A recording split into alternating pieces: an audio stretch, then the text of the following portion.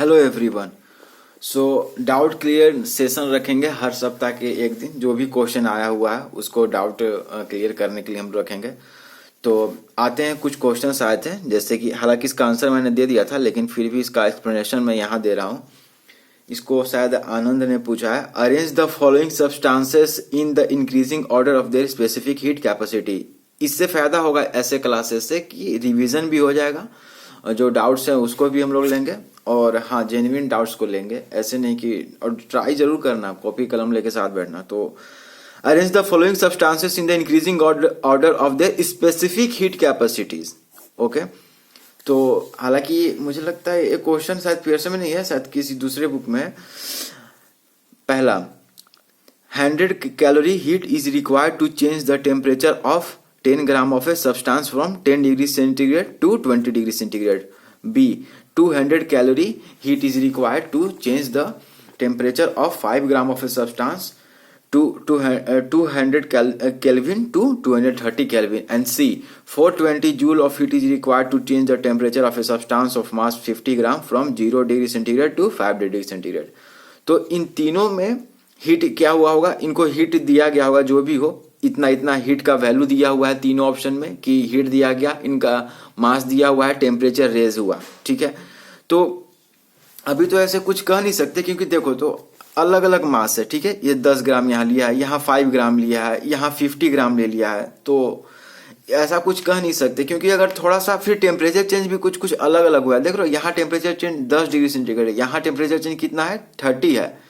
ठीक है, और यहाँ टेम्परेचर चेंज 5 है, तो टेम्परेचर चेंज भी अलग अलग है, उसके बाद मास भी अलग अलग है, और हीट जो सप्लाई हुआ वो भी अलग अलग है। तो हमें निकालना क्या है कि मान लो ये जो पहला है, ये जो सब्सटेंस है पहला ऑप्शन में, ये एक्स कोई सब्सटेंस है, ये वाई सब्सटेंस है, ये तीसरा जेड सब्सटेंस है, अलग अलग सब्सटेंस हम लोग लिए हुए हैं। ठीक है, इसी को अरेंज करना है ना इस। तो पहले के लिए सॉल्व करते हैं, तो बहुत आसान है। क्या करते हैं हम लोग, पहले में क्या दिया हुआ है कि 100 calorie heat is required to change the temperature of A. तो पता था ना कि Q इज इक्वल टू क्या होता है, MS डेल्टा टी। और ये कहाँ से आया था, इसको हमने डिराइव भी किया था, थ्योरी जाके देखोगे तो हो जाएगा। हीट का पूरा लेक्चर ही है, 13-14 लेक्चर है उसमें, और बहुत सारे क्वेश्चंस बनवाए गए हैं। ठीक है, उतना बना लोगे तो NTSC KVPY जो भी एग्जाम है उस सब, ओलंपियाड जो भी है उस सब फोड़ दोगे तुम लोग। ठीक है, बस वही है कि बार बार बनाते रहो और आगे भी बढ़ना है। तो अभी इस साल तो बहुत मजा आने वाला है। ठीक है, 9, 10 सबका धजिया उड़ेगा अभी पियर्सन का। सो अभी देखते जाओ क्या क्या अभी प्लान, नया नया चीज देख रहा हूं मैं। सो ऑप्शन ए के लिए बस तुम्हें उतना पता है तुम्हें कितना मेहनत करना होगा। मैं जितना कर रहा हूं उसे 10 गुना ज्यादा। अबे डराने के लिए नहीं कर रहा हूं, और सही में इतना करना पड़ेगा। तो Q is equal to MS delta T. तो Q कितना है 100, कैलोरी में ही रहने देते हैं ना, क्या दिक्कत है। ठीक है, Q is equal to MS delta T, तो 100 इज इक्वल टू मास कितना है 10, इसको भी ग्राम में ही रहने देते हैं, अभी कोई टेंशन मत लो क्योंकि सब तीनों का मास ग्राम में है। ठीक है, जो भी अलग अलग सब्सटेंस है, और AC तो निकालना है, तो ऐसे रख लेते हो, चलो ऐसे रख लेते हैं। ठीक है, इसको A सब्सटेंस मान ली, इसको B, XYZ की जगह ABC मान ली, और क्या कोई दिक्कत है क्या। ठीक है, तो ऐसे इंटू डेल्टा टी कितना है 100 to 20 गया है, तो final temperature minus initial temperature को ही जो डेल्टा टी कहते हैं। तो 20 में से 10 गया, 10 बचा, तो यहां से ऐसे का वैल्यू कितना आ जाएगा 1 कैलोरी पर ग्राम पर डिग्री सेंटीग्रेड, यही आएगा ना, यही ऐसे। यानी कि हम ऐसे का निकालने, मतलब specific heat capacity of substance A है ना, पहले वाले ऑप्शन में जो सब्सटेंस था उसका स्पेसिफिक हीट कैपेसिटी 1 कैलोरी पर ग्राम पर डिग्री सेंटीग्रेड। लेकिन ये आंसर नहीं है क्योंकि हमें क्या करना है, इंक्रीजिंग ऑर्डर में सजाना है। ठीक है, increasing order of the specific heat, यानी कि इंक्रीजिंग ऑर्डर यानी बढ़ते क्रम, यानी सबसे पहले हम छोटे को रखेंगे, उसके बाद उससे बड़े, उसके बाद सबसे बड़े। ठीक है, तो अभी हम सेकंड वाले को क्या करें, Q is equal to MS delta T, फिर से वही लगाएंगे। लेकिन अब ध्यान देना होगा, ये जो फॉर्मूला है ना बच्चे, ये हर जगह मत लगा देना, क्योंकि अगर सब्सटेंस का स्टेट ऑफ मैटर चेंज कर रहा है, स्टेट ऑफ मैटर, ध्यान देना, स्टेट ऑफ मैटर। इसलिए तो मैंने बताया था एक चीज कि latent heat of vaporisation, specific latent heat of vaporisation है ना, लेटेंट हीट ऑफ फ्यूजन, ये चीज बताया था। अगर कोई चीज सॉलिड से लिक्विड में जा रही है, ठीक है, जहां फेज चेंज हो रहा है, तो वहां पर समझो कि लाल घंटी बज गई, वहां पर इसको लेके मत बैठ जाना एम एस डेल्टा टी को। वहां पर हीट जो सप्लाई होगा एम एस डेल्टा टी नहीं होगा, सॉलिड से लिक्विड में गई या फिर लिक्विड से गैस में चेंज हो गई, तो वहां पर समझ रहे हो ना, वहां लाल बत्ती जल जानी चाहिए, क्योंकि वहां पर हमें सावधान हो जाना है।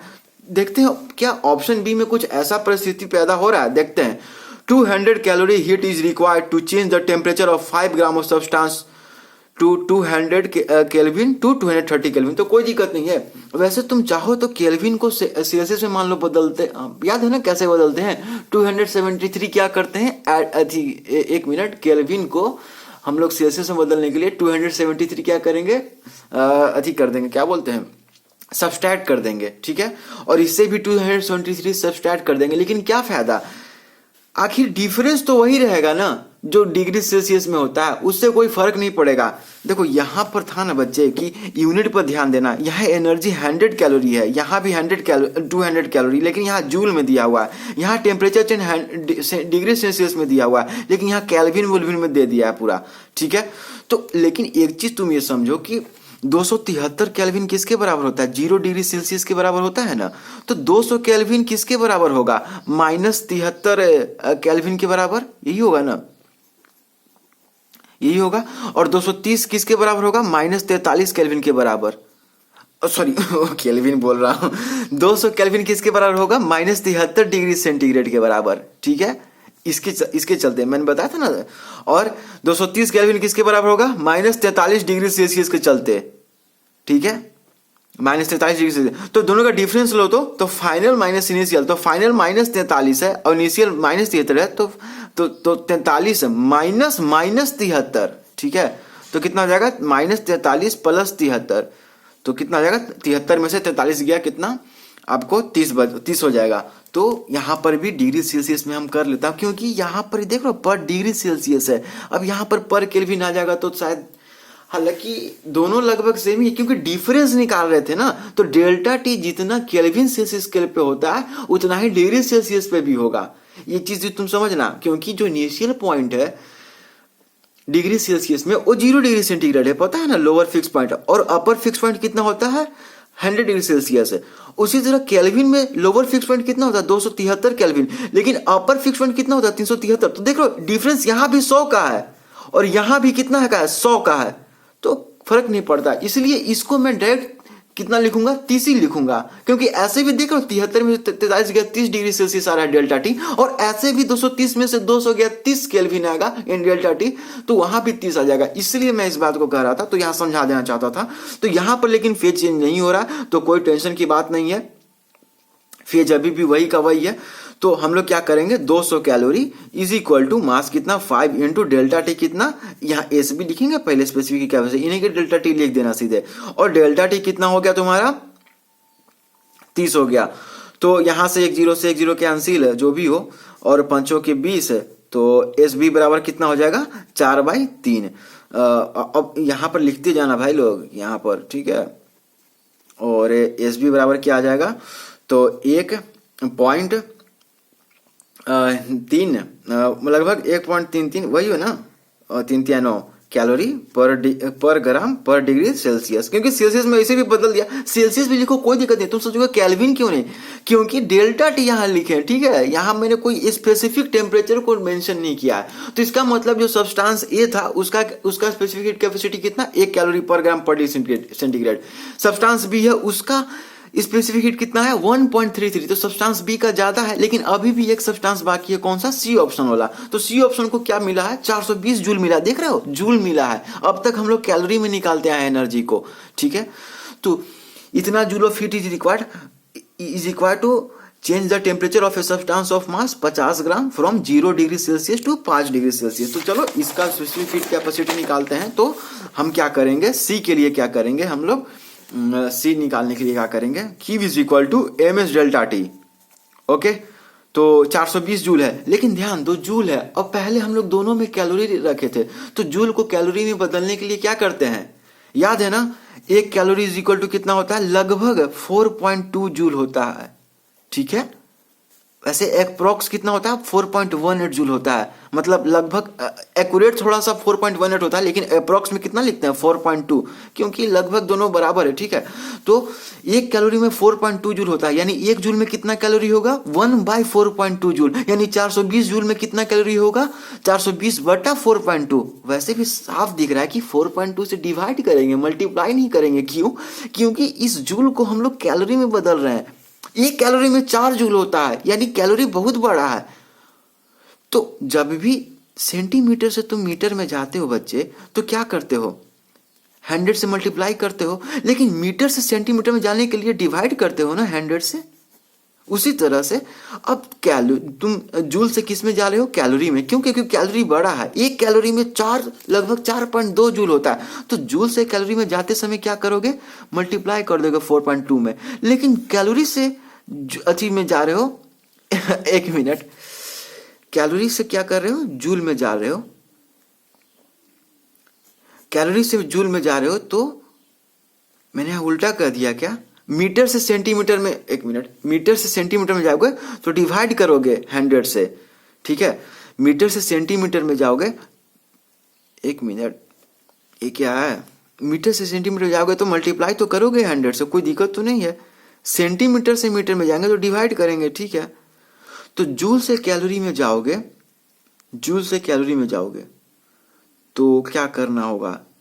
हाँ ठीक तो है, जूल से कैलोरी में जाओगे तो डिवाइड करना पड़ेगा 4.2 से, और कैलोरी से जूल में जाओगे तो मल्टीप्लाई करना पड़ेगा। देख रहे हो, यानी छोटी यूनिट से बड़े यूनिट की ओर जा रहे हो तो मल्टीप्लाई करते हैं, और बड़े से जब छोटे में जाते हैं तो डिवाइड करते हैं। तो पहले से यहाँ जूल था, उसको कैलोरी में बदलना है। तो यानी हम क्या कर रहे हैं, क्या कर रहे हैं हम लोग, छोटे से हम लोग क्या कर रहे हैं बड़े से में जा रहे हैं तो डिवाइड कर दिए। वैसे भी ये कोई बहुत बड़ा चीज नहीं है, वो तो साफ दिख रहा है यार कि जूल से कैलोरी में जाने के लिए हम लोग 4.2 से डिवाइड कर लेंगे, और कैलोरी से जूल में जाने के लिए 4.2 से मल्टीप्लाई कर देंगे। मास 5 ग्राम था, ठीक है।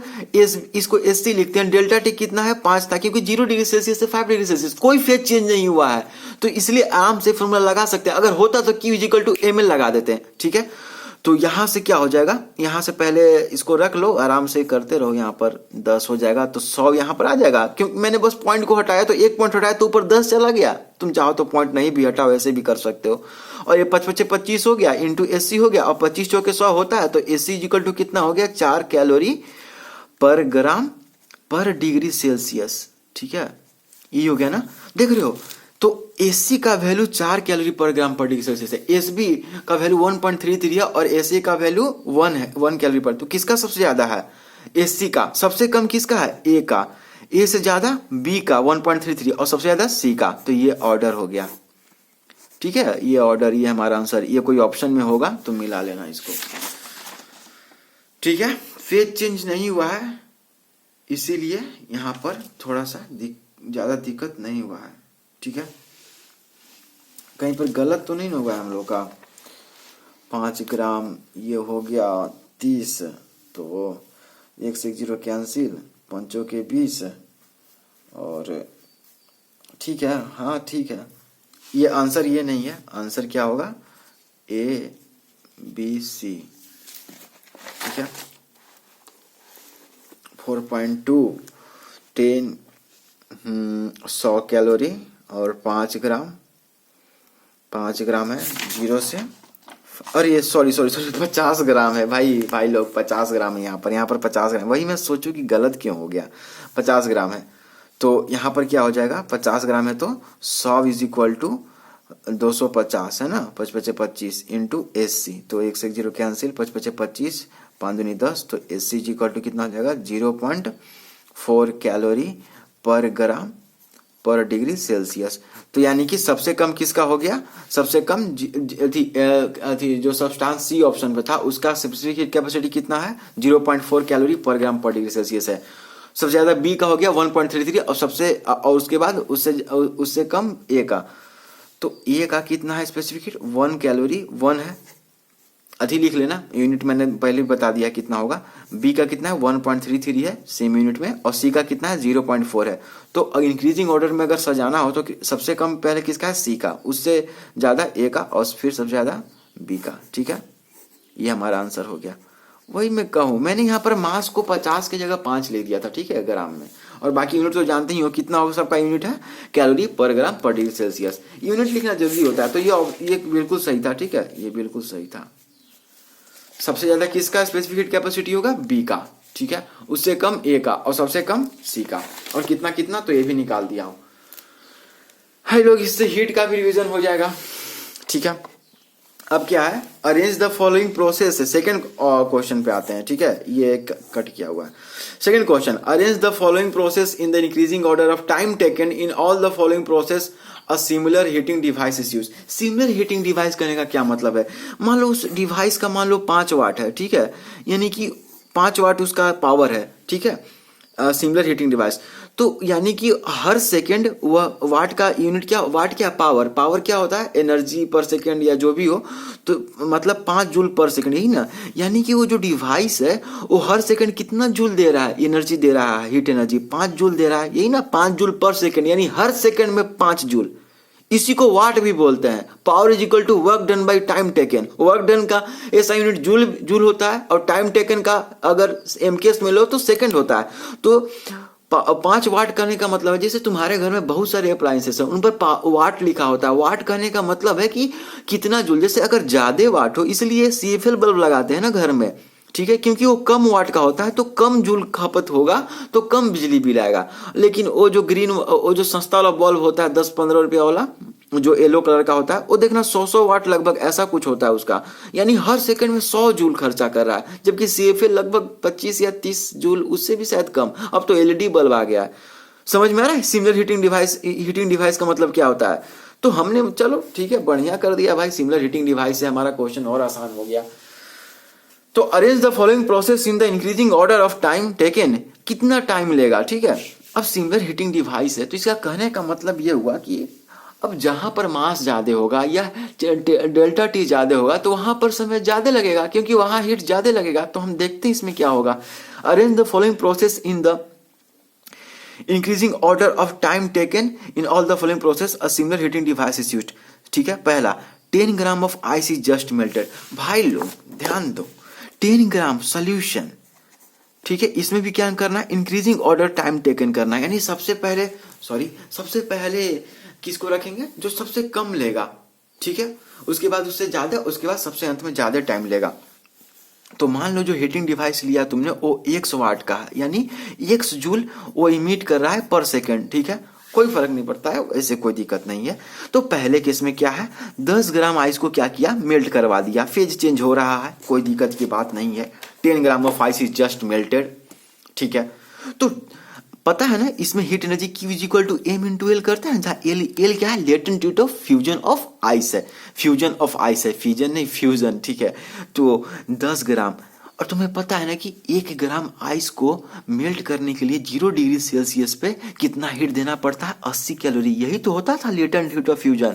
याद है ये चीज, याद है नहीं याद होगा तो एयर हो गया। तो ये कितना हो गया, 800 कैलोरी। यानी कि 10 ग्राम आइस को 0 डिग्री सेल्सियस पर मेल्ट कराने के लिए, 0 डिग्री सेल्सियस बोलना जरूरी है, 0 डिग्री सेल्सियस पर मेल्ट कराने के लिए कितना हीट देना पड़ेगा, 800 कैलोरी। तो बहुत बढ़िया। बी को कितना हीट चाहिए देख लेते हैं हम लोग।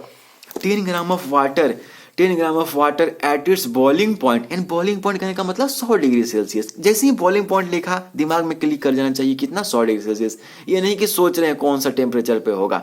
10 ग्राम ऑफ, अब ध्यान दो, यहाँ भी 10 ग्राम, यहाँ भी 10 ग्राम, ऑप्शन सी में भी 10 ग्राम है क्या, वाह वाह वाह। ये तो बनाने की भी जरूरत नहीं है, ऐसे भी बता सकते हो, खैर कोई दिक्कत नहीं है, बना ही देता हूं इसमें।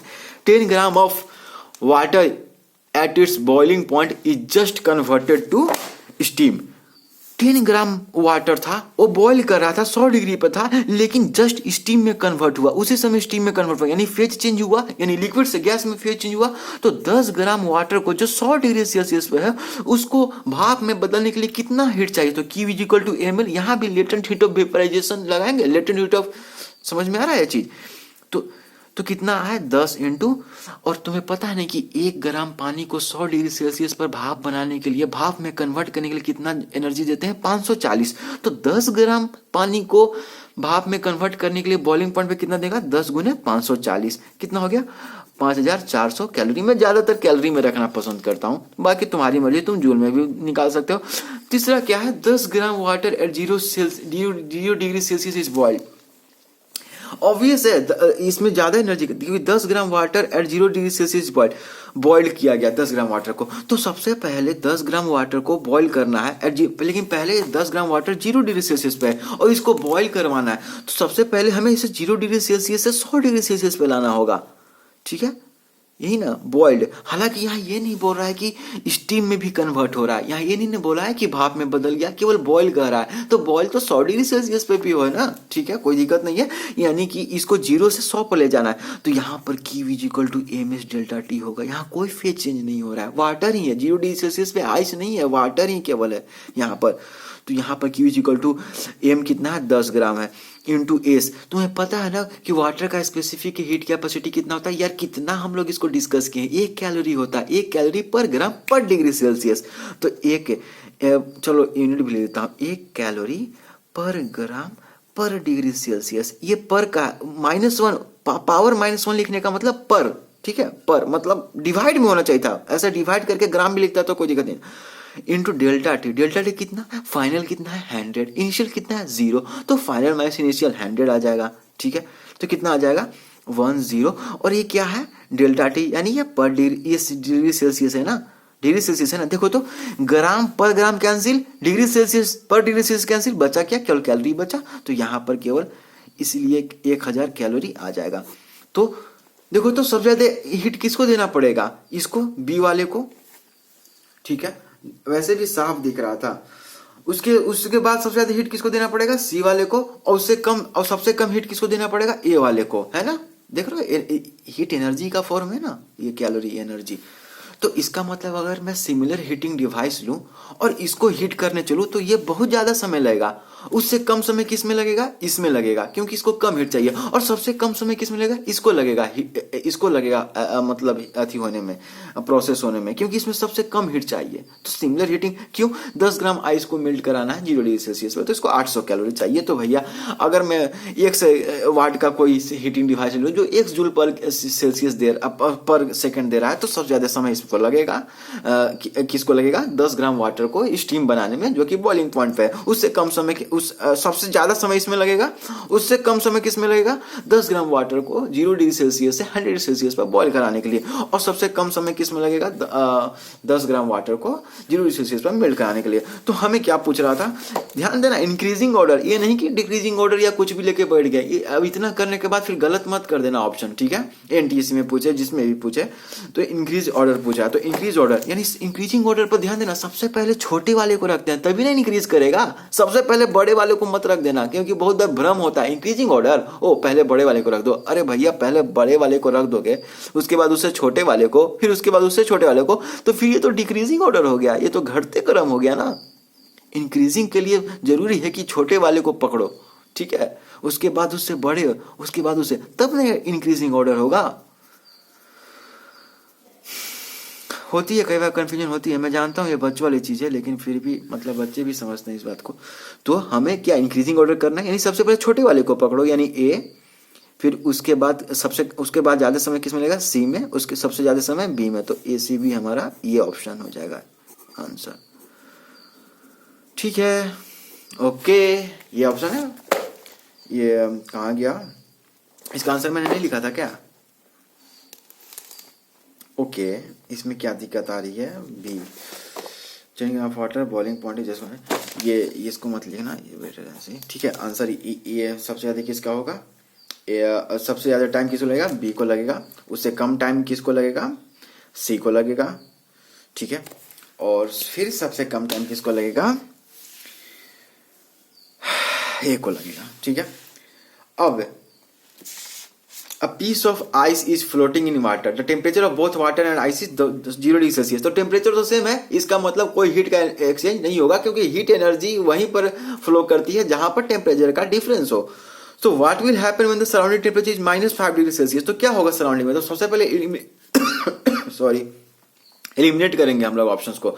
The quality of ice increases, quality बोला, क्वांटिटी ऑफ आइस इंक्रीजेस, हो सकता है शायद, क्वांटिटी ऑफ वाटर इंक्रीज, ये तो कभी नहीं होगा, क्यों, वाटर क्यों इंक्रीज होने लगा, टेम्परेचर घटा रहे हैं ना भाई। तो जो पहले से आइस है या पहले से जो वाटर है वो हो सकता है आइस में बदलना स्टार्ट कर दे, तो आइस का तो क्वांटिटी घटेगा ना कि बढ़ेगा, ठीक है। तो बी ऑप्शन तो बिल्कुल नहीं होगा। सी में आते हैं the quantity of water and ice remain same, शायद पता नहीं। डी में आते हैं the quantity of water and ice decrease, ये गलत होगा। Quantity of water and ice दोनों डिक्रीज क्यों करेगा भाई? Quantity of water and ice remain same, ये भी नहीं होगा क्योंकि टेम्परेचर घटा है तो जरूर आइस का बढ़ेगा, क्योंकि पहले से जो वाटर है वो हीट एनर्जी, वो क्या करेगा, हीट एनर्जी को लूज करके आइस में बदलने की कोशिश करेगा। हालांकि इसमें मेंशन नहीं है कि कितना ग्राम लिए हैं या कुछ लिए हैं, ऐसा कुछ नहीं है, या कितना हीट दिए हैं। मतलब ये तो दिख रहा है कि कितना डिग्री सेल्सियस पे कि कितना, लेकिन ये नहीं बताया कि कितना अमाउंट लिए। तो ज्यादातर मुझे लगता है कि ये ऑप्शन होगा, क्या, the quantity of ice increase करेगा। जो पहले से जो वाटर है वो क्या होगा, वो हीट एनर्जी को शायद ऑब्जर्व करेगा, मतलब सॉरी हीट एनर्जी को लूज करेगा और वो आइस में बदलने की कोशिश करेगा। ठीक है, मुझे लगता है, पता नहीं ये सही है नहीं, मैं बाद में फिर से इस सवाल को देख के बताऊंगा। थोड़ा सा अच्छा सवाल है ये। ठीक है, रिमेन सेम तो नहीं होना चाहिए, इसी ऑप्शन तो नहीं होना चाहिए। ठीक है, रिमेन सेम क्यों होगा, क्योंकि टेम्परेचर अभी भी रिमेन सेम नहीं होना चाहिए। ठीक है, मेरे ख्याल से नहीं होना चाहिए, क्योंकि -5 पे ला दिए हैं तो कुछ न कुछ वाटर आइस में बदलना चाहिए। ठीक है, आइस का भी टेम्परेचर कम होगा, -5 पे आएगा, लेकिन the quantity of water and ice remain same. C का भी बहुत ज्यादा चांस है कि सी भी सही हो सकता है, मैं देखूंगा इसको। ठीक है, बाकी तुम्हारा इसके बारे में क्या ख्याल है और कौन सा ऑप्शन होगा, क्यों होगा, इसको कमेंट सेक्शन में मुझे बताना जरा। ठीक है, बाकी ये क्वेश्चन समृद्धि सिंह ने पूछा था, तो ये तो इनकम्प्लीट है। उन्होंने कहा था कि लेवल 2 में क्वेश्चन नंबर 9, लेकिन ऐसा कोई क्वेश्चन ही नहीं है लेवल 2 में question number 9। When two liquids A and B of specific heat 0.8 ग्राम पर डिग्री सेल्सियस एंड 0.6 ग्राम पर डिग्री सेल्सियस, उसके बाद क्वेश्चन ही नहीं है, उन्होंने क्वेश्चन ही लिखा। तो पूरा कंप्लीट करो इस क्वेश्चन को, तब इसको बताऊंगा। ठीक है, और फिर इस क्वेश्चन को ईमेल पर पूछा था आनंद ने, तो लेकिन ये क्वेश्चन इनकम्प्लीट है। क्यों? क्योंकि ये क्वेश्चन स्टार्ट होता है square paper with a circle, और ये ग्राफ बना हुआ है। लेकिन देखो तो ये स्क्वायर है, तो ये देखो तो ये दूरी कितना है, ये पूरा 12, ये 4, तो ये दूरी 8, तो ये भी 8 होनी चाहिए। लेकिन ग्राफ देखो किस तरह से ड्रॉ किया गया है, ये 11 में से 3 गया, ये भी 8 होनी चाहिए, लेकिन तो 11 यहाँ ना होना चाहिए, लेकिन 11 यहाँ पर किया गया है। ठीक है, और दूसरी बात पूछ रहा है, पहला क्वेश्चन ही था कि कोई शेडेड जो रीजन है ग्राफ में उसका एरिया बताओ, लेकिन उन्होंने जो ग्राफ बनाया है उसमें कोई एरिया शेडेड है ही नहीं। ठीक है, तो किसका बताऊं, किसका एरिया बताऊं। ठीक है, वैसे अगर तुम इसका ग्राफ का एरिया बताना चाहो तो एरिया का क्या होता है, अगर स्क्वायर का एरिया क्या होता है, साइड का स्क्वायर, तो 8 है तो 8 64 हो जाएगा, जो भी हो। खैर इसमें कुछ दूसरा था, लेकिन हर 2 को 1 यूनिट मांग के चला है, लेकिन देखते हैं क्या होता है। लेकिन क्वेश्चन इनकम्प्लीट, क्योंकि कोई शेडेड एरिया था ही नहीं क्वेश्चन में, तो क्वेश्चन को कंप्लीट करो। और फिर क्वेश्चन नंबर ये क्या है, the screw with 22 threads on it. ठीक है, इसको भी भेजा था आनंद ने, ऑन इट। मुझे लगता है अगर तुमने इसको ट्राई किया होता तो बन ही जाता, क्योंकि बहुत आसान है, मतलब ट्राई करना चाहिए था। ठीक है, उसका भी फोटो भेज देते जहां पर तुमने ट्राई किया था तो अच्छा रहता। The screw with 22 threads on it is placed on a scale such that the initial point end of the first thread and the end of the first thread, sorry 2 बार लिखा गया है क्या, and the end of 22nd thread are exactly coincide. ठीक है, with 1 centimetre and 3 centimetre respectively. ठीक है, यहाँ पर फुल स्टॉप नहीं है, नहीं होना चाहिए। The distance between 2 successive thread is. ठीक है, तो क्या दिक्कत है। ठीक है, एक बात बताता हूँ, कोइंसाइड विथ 1 सेंटीमीटर। देखो यहाँ पर कोई स्क्रू होगा, ठीक है, यहाँ पर थ्रेड होगा,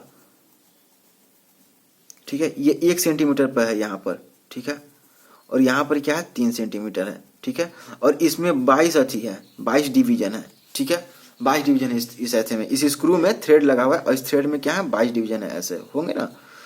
और ये इनिशियल जो है स्क्रू का वो 1 सेंटीमीटर से मैच कर रहा है, और जो फाइनल है वो 3 सेंटीमीटर से। तो इसका मतलब इसका कितना लेंथ है इस स्क्रू का 3-1, क्योंकि ये स्टार्ट यहाँ से 0 से होता है ना, किसी भी स्केल का 0 से स्टार्ट होता है, तो ये पूरा 3 है और इसमें से -1 करेंगे तभी ना ये दूरी आएगा, तो ये कितना हो जाएगा 2 सेंटीमीटर। यानी 2 सेंटीमीटर स्केल का किसके बराबर है, 22 थ्रेड डिवीजन के बराबर है, थ्रेड डिवीजन के बराबर है। ठीक है, यही ना, यानी 22 थ्रेड डिवीजन किसके बराबर है, 2 सेंटीमीटर स्केल के बराबर, यानी एक कितने के बराबर होगा, 2/22 होगा, यही ना। ठीक है, यानी इतने सेंटीमीटर के, यानी एक थ्रेड डिवीजन, इसी को ना पूछ रहा है। The distance between two successive thread, इसी को पिच कर रहे हैं, तो यानी टू सक्सेसिव थ्रेड, यानी यही पर निकाला है ना कि 22 थ्रेड डिवीजन किस स्केल के कितने के बराबर है, 2 सेंटीमीटर को जगह 22 थ्रेड डिवीजन होता है तो स्केल का कितना लेंथ को ले रहा है, 2 सेंटीमीटर, यानी एक थ्रेड डिवीजन उस स्केल के कितने लेंथ को लेगा, 2/22, ये 1/11 आ जाएगा और 1/11 सेंटीमीटर है, ठीक है। तो 1/11 सेंटीमीटर, ठीक है। तो 1/11 सेंटीमीटर यानी कि 11 को 1 से, इसको अगर तुम चाहो तो ये सेंटीमीटर में है तो इसको मिलीमीटर में बदल सकते हो, तो एक बार 11 को मिलीमीटर में बदलने के लिए 10 से मल्टीप्लाई कर दो तो मिलीमीटर बदल जाएगा, और मिलीमीटर में बदलते ही कितना आ जाएगा, ये 0 पॉइंट कितना आ जाएगा, 0.9, क्योंकि 0.909 मिलीमीटर आ जाएगा, ठीक है। और अगर सेंटीमीटर में रखना चाहो तो 11 को 1 से तो 0.09 फिर 0 और 0.0 फिर से तुम अति दोगे 0 फिर 0 तो 0.0, 1 मिनट, अरे इसमें क्या टेंशन लेना है, मिलीमीटर में आ गया, और इसको इसी को सेंटीमीटर में कन्वर्ट कर लो ना, तो मिलीमीटर है तो इसको सेंटीमीटर में कन्वर्ट करने के लिए क्या करेंगे हम लोग, 10 से क्या करेंगे, डिवाइड कर देंगे, तो 0.0909 आ जाएगा सेंटीमीटर, ठीक है, आ जाएगा, सिंपल है, ठीक है, क्योंकि मिलीमीटर को सेंटीमीटर में हम लोग 10 से डिवाइड कर देंगे तो एक 0 इधर आ जाएगा, ठीक है। तो 0.0909 सेंटीमीटर, कहीं भी 0.0909 सेंटीमीटर है नहीं, 0.00909 सेंटीमीटर, 0.909 है, लेकिन 0.0909 नहीं है, ठीक है, लेकिन मिलीमीटर में है, मिलीमीटर में 0.909 mm है, 0.909 mm है, ठीक है। कुछ नहीं करना था, बस हमें क्या करना है कि दो धागों के बीच की दूरी को हम स्केल के मेजरमेंट में कैसे एक्सप्रेस करें, ठीक है। तो हम दोनों को बस यूनिटी मेथड से करें, ये समझ में आया कि 22 डिवीजन धागे का स्केल के कितने लेंथ को ले रहा है, 2 सेंटीमीटर, क्यों, क्योंकि ये पूरा 3 है, ये 1 है, तो लेंथ यही दूरी ना ले रहा है, ये जो स्क्रू है ये केवल इतनी ही दूरी ले रहा है ना, तो 2 सेंटीमीटर स्केल वाला सेंटीमीटर के बराबर है, तो 22 थ्रेड डिवीजन इसके बराबर है, तो एक थ्रेड डिवीजन किसके बराबर, 2/22 सेंटीमीटर, इसी को मिलीमीटर में कन्वर्ट करते रहो, डिवाइड करते रहो। ये क्वेश्चन है, इसको हम बाद में देखेंगे, क्योंकि अभी मैंने फार्मूला वाला नहीं बताया, मॉलिक्यूलर फार्मूला कैसे थी करते हैं, वो एक चीज रह गया, तो इस क्वेश्चन को हालांकि नोट कर लो, इसको बनाना और मुझे क्वेश्चन कमेंट सेक्शन में बताना, हालांकि कभी बताते नहीं हो तुम लोग, ठीक है। अब आते हैं क्या, डिराइव द फार्मूला F=ma, क्योंकि मैं चाहता था कि पीछे से रिविजन चलता रहे, और आप लोगों ने कहा भी था कि थ्योरी भी बताइएगा, तो फोर्स में भी थ्योरी में अति कर रहा हूँ, नहीं बताया था ना, जब बताया था फोर्स चैप्टर को, डायनेमिक्स चैप्टर था ना, जल्दी से बता के क्वेश्चन कराने लगा, तो चलो आज एक चीज कर लेते हैं। Force equal to mass into कहाँ से आता है, क्या किसी ने कह दिया है, या फिर जिसने कहा उसने प्रूफ कैसे किया होगा इसे, या फिर ये F equal to m into A square क्यों नहीं है, ये m इंटू ए क्यूब क्यों नहीं है, या square root of m into A नहीं है, या m अपॉन ए स्क्वायर क्यों नहीं है, या m upon square root of A क्यों नहीं है, ऐसा क्यों नहीं है, जब मुझे पता है कि फोर्स का रिलेशन मास और एक्सेलरेशन से होता है, तो यहाँ पर भी तो मास और एक्सेलरेशन है, फिर यही क्यों आता है m इंटू ए। प्रूफ करेंगे, कहां से आता है, Newton second law of motion, Newton second law of motion क्या कहता है, Newton second law of motion, कभी भी एग्जाम में पूछेगा कि ये फॉर्मूला कहां से आता है, कहां से, किस लॉ ऑफ मोशन से डिराइव होता है, न्यूटन फर्स्ट लॉ मत बता देना, ये न्यूटन थर्ड लॉ मत बता देना, ये सेकंड लॉ से आता है, ये जो फॉर्मूला है, अभी हम लोग इसे प्रूव भी करेंगे। न्यूटन सेकंड लॉ क्या कहता है कि rate of change of momentum is directly proportional to the force applied and motion of the body takes place in the direction of the body, यानी rate of change of momentum, rate of change of momentum, rate of change of momentum, rate of change of momentum directly proportional कितने, force applied to the body, ठीक है, rate of change of momentum directly proportional to the force applied on the body and the direction of the body takes place and the movement of the body takes place in direction, यानी कोई body है यार, ठीक है, body है, ठीक है, अभी इसको तुम F1 फोर्स से थी कर रहे हो, ठीक है, ठीक है, इसको धक्का दे रहे हो, यहां पर जब ये गई तो अब तुम F2 फोर्स लगाने लगे, ठीक है, तो तुम फोर्स में चेंजिंग किए कि नहीं, अभी जितना फोर्स था अब बाद में फोर्स चेंज हुआ, चाहे ऐसे मत समझो, इसको ऐसे समझो, अभी इसका वेलोसिटी u है, बाद में यहाँ पर पहुंची तो इसका वेलोसिटी v हो गया, इसका इस बॉडी का मास m है, ठीक है, ये बॉडी है कोई, ठीक है, मास m है। अभी इसको मैं कुछ फोर्स दे रहा हूं, ठीक है, अभी u से चल रही थी, ठीक है, अब ये v से चलने लगी, जैसे अभी u से ही चल रही थी, अब मैं इसको फोर्स देना, धक्का देना शुरू किया और कुछ दूरी चलने के बाद, इतनी दूरी चलने के बाद इसकी स्पीड कितनी होगी, v हो गई। तो rate of change of momentum, momentum क्या होता है, मास इंटू वेलोसिटी होता है, ध्यान दो, मास इंटू वेलोसिटी होता है, ठीक है। Rate of change momentum directly proportional to the force applied. तो अभी ये शुरू में u से चल रही थी और मैंने अब क्या किया, एक फोर्स देना शुरू किया, कितना, f न्यूटन का, मैंने धक्का देना शुरू किया और कुछ दूरी चलने के बाद इसकी स्पीड क्या हो गई, v हो गई। तो इसका मोमेंटम कितना हुआ, चेंज हुआ, पहले मोमेंटम कितना था, mu था, बाद में मोमेंटम कितना हो गया, mv हो गया, ठीक है। ये फाइनल मोमेंटम यही है ना भाई लोग, देखो फाइनल मोमेंटम mv है ना, इनिशियल मोमेंटम क्या है, mu है, ठीक है। और रेट ऑफ चेंज मोमेंटम ये नहीं है कि केवल चेंज ऑफ मोमेंटम, ये नहीं है केवल, ये केवल चेंज ऑफ मोमेंटम करता तो मैं केवल इतना लिख देता और फोर्स बराबर क्या लिखता, M V minus M you लिख के निकल जाता और यहां से एम कॉमन ले लेता और वी माइनस यू कर लेता। लेकिन रेट बोल रहा है, यानी कि तुम्हें टाइम से डिवाइड करना पड़ेगा, पर सेकेंड कितना रेट ऑफ चेंज हो रहा है ये लिखना पड़ेगा, ठीक है। तो इसीलिए क्या करते हैं, फोर्स इज इक्वल टू क्या लिखते हैं, फोर्स इज इक्वल टू क्या लिखते हैं, for rate of change momentum M V minus M U upon T करते हैं, ठीक है, क्योंकि ये हो गया मोमेंटम चेंज और डिवाइड किए टाइम से तो ये रेट हो गया। तो रेट ऑफ चेंज मोमेंटम अब जाके हुआ, ये किसके अति होता है, directly proportional to the force applied on the body and the movement of the body takes place in the direction of the force. और जिधर फोर्स लगता है उधर बॉडी डिस्प्लेस करती है। तो यहां से F is equal to M common ले लो तो क्या बचेगा, V minus U upon T. और याद है V minus U upon T ही तो एक्सेलरेशन होता है। एक्सेलरेशन क्या होता है, change in velocity upon time taken, यही तो है change in velocity upon time taken. तो यहीं से F is equal to M into A लिख दें, ठीक है, ठीक है, यहां से आता है। सो आगे भी डाउट तो तुम लोग पूछना, कहाँ है तुम्हारा डाउट, तुम लोग का पूछते नहीं हो। ये चाहो तो तुम बना सकते हो, ट्रू और फॉल्स है, ठीक है, जल्दी से इसको लिख लो, ट्रू और फॉल्स, मुझे बताना कमेंट सेक्शन में इसका क्या आंसर होगा। तो और डाउट ले क्या हो यार, क्या कर रहे हो, डाउट तुम लोग का, पढ़ाई कर रहे हो तुम लोग भाई, पढ़ते रहो भाई, चीजों को देखते रहो, आस पास नेचर में देखते रहो और मस्त रहो, पढ़ाई करते रहो, ठीक है। So thank you so much guys for watching this, have a great day ahead.